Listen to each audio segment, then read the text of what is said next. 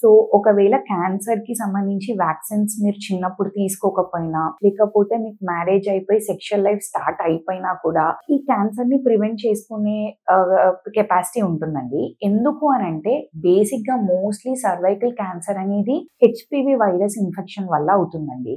So ఈ HPV virus అనేది infect అయ్యాక 10 to 15 years టైం క్యాన్సర్కి కన్వర్ట్ అవ్వడానికి తీసుకుంటుంది. సో ఈ 10 to 15 years ఆఫ్ టైంలో మనం క్యాన్సర్ అనేది ముందే ఎర్లీ స్టేజెస్లో డిటెక్ట్ చేస్తే ట్రీట్మెంట్ అండ్ క్యూర్ ఈజీగా పాసిబుల్ అవుతుందండి.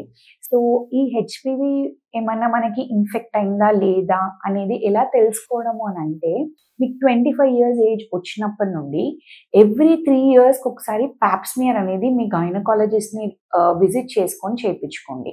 Preferably after a period with in the first 10 days of the period మీరు హెచ్పివి టెస్టింగ్ అనేది చేయించుకోవాలి. So different types of Pap smears ఉన్నాయండి మనకి మార్కెట్లో. కన్వెన్షనల్ ప్యాప్స్మియర్ అని, లేకపోతే లిక్విడ్ బేస్డ్ ప్యాప్స్మియర్ అని చెప్పి. సో ఏదైనా పర్వాలేదు, ఎవ్రీ 3 years వన్స్ మీ రెగ్యులర్ గైనకాలజిస్ట్ని విజిట్ చేసుకొని ప్యాప్స్మియర్ చేయించుకుంటే ఎర్లీ స్టేజెస్లో క్యాన్సర్ డిటెక్ట్ అయ్యే ఛాన్సెస్ ఎక్కువ ఉంటాయి.